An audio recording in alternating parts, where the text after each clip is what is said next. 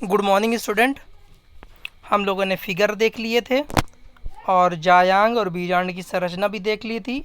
Figure आपने बना लिया होगा, हम उम्मीद करते हैं। और आज चलेंगे हम लोग गुरु बीजाणु से लेकर के। ठीक है, किसके बारे में बात करेंगे? गुरु बीजाणु। देखिए, लघु बीजाणु जो होते हैं वो मेल में जो बनते हैं ना युग्मक, यानी जो जैसे मेल में जो परागकण बनते हैं उसको हम लोग लघु बीजाणु बोल सकते हैं। और गुरु बीजाणु जो फीमेल में बनेंगे, किस में बनेंगे? फीमेल में बनेंगे, उनको क्या बोलेंगे हम लोग? गुरु बीजाणु। ठीक है, तो गुरु बीजाणु देखिएगा, गुरु बीजाणु मात्र कोशिका से है, जो मम्मी सेल है, मदर सेल है।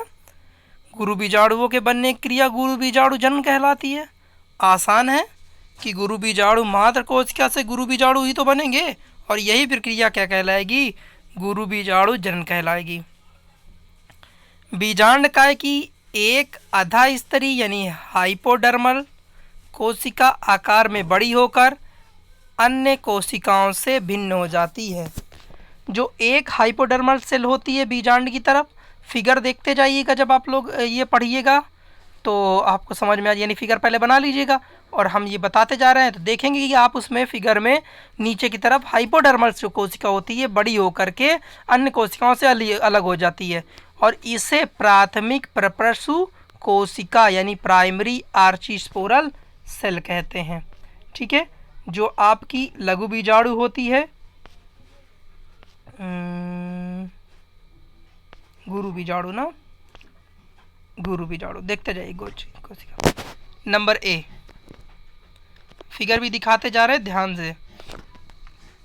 प्राथमिक, ये फिगर भी बनाना इसी में, प्राथमिक प्रपस्व कोशिका दिखाई दी आपको, अन्य कोशिकाओं से क्या हो जाती है? भिन्न हो जाती है। यहाँ पर बहुत सारी कोशिकाएं हैं, लेकिन ये जो प्राथमिक प्रपस्व कोशिका है अन्य से भिन्न हो गई है।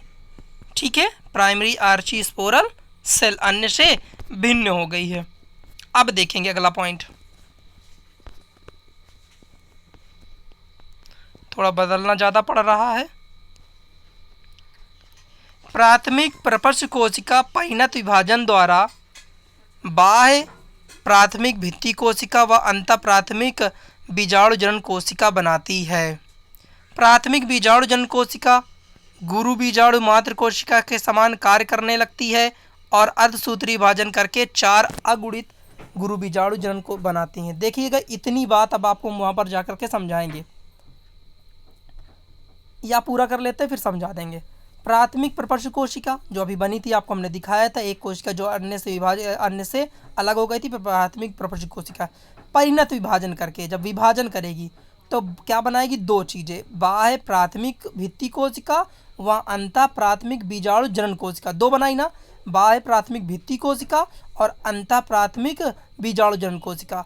प्राथमिक बीजाणु जनन कोशिका गुरु बीजाणु मात्र कोशिका के समान कार्य करने की, ये जो दूसरी बनी है प्राथमिक बीजाणु जनन कोशिका, ये क्या करने लगेगी? जो बीजाणु प्राथमिक बीजाणु जनन कोशिका के रूप में काम करने लगेगी, मात्र कोशिका के समान कार्य करने लगती, और अर्धसूत्री विभाजन के द्वारा 4 अगुणित गुरु बीजाणु बनाती है, और अर्धसूत्री विभाजन करेगी और 4 अगुणित यानी एन टाइप के क्या बनाएगी? गुरु बीजाणु। आपको पता है ना, अब यहाँ पर देखिए अर्धसूत्री विभाजन हो रहा है और कहीं नहीं हुआ था। अर्धसूत्री या तो मुझे इसी प्रकार जब लघु बीजाणु जनन हुआ था तो वहाँ पर हुआ था, और अब जब गुरु बीजाणु जनन हो रहा था तो यहाँ पर भी, क्योंकि अब ये फीमेल पार्ट बन रहा है।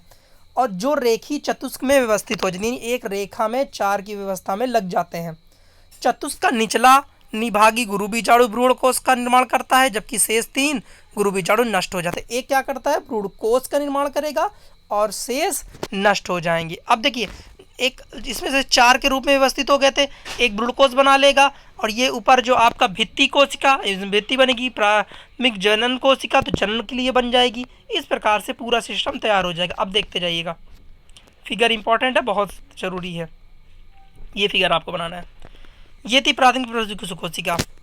अब जब प्राथमिक प्रपस्व कोशिका विभाजन हुई, विभाजन के बाद 2 चीज़ें बनाई, एक प्राथमिक भित्ति कोशिका ऊपर वाली, दूसरी प्राथमिक बीजाणु जनन कोशिका। प्राइमरी पेरिटियल सेल ऊपर वाली ने बनाया और नीचे वाली ने प्राथमिक बीजाणु जनक कोशिका बनाई, बन गई। अब देखिए, जो आपकी प्राथमिक भित्ति कोशिका है वो क्या है? ये वैसी की वैसी है, दूसरी गुरु बीजाणु मात्र कोशिका। अब ये देखिए, ये जो है विभाजन और करती गई, दूसरी वाली गुरु बीजाणु मात्र कोशिका। अब जब ये सी तक हो गया डी के बाद, अब इन्होंने क्या किया, अर्धसूत्री विभाजन किया, तो 1 से 4 बनते गए और क्या बन गए, गुरु बीजाणु मात्र कोशिका की लंबवत चतुष्क। ये देखिए चतुष्क के रूप में व्यवस्थित हो गए। अब इन चतुष्क में से अगर गौर से आप देखें तो नष्ट हुए गुरु बीजाणु, ये 3 जो है आपके नष्ट हो गए, बचा कितना, सिर्फ 1, और वो क्या बना लेगा, एक ये क्रियाशील गुरु बीजाणु आपका ये बचा, और ये तीनों ये जो है आपके नष्ट हो गए। ये ऊपर वाले हैं जो यहाँ पर जो आपके प्राथमिक भित्ति कोशिका का निर्माण करेंगे। इस प्रकार से आपका ये कंप्लीट होगा।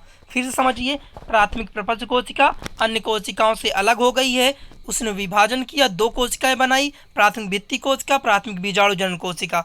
अब भित्ति कोशिका क्या करेगी, वैसे ही रहेगी और परिणत विभाजन करके 2 बन जाएंगी, और गुरु बीजाणु में मात्र कोशिका में विभाजन चालू हो जाएगा।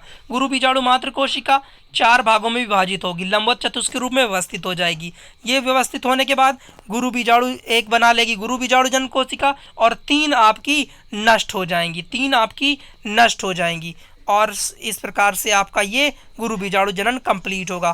थोड़ा सा कठिन लग रहा होगा लेकिन बहुत आसान है, आप 1-2 बार प्रैक्टिस करेंगे तो आ जाएगा। और ये फिगर आपको बना लेना विद जो है नामकरण। चलिए, थैंक यू।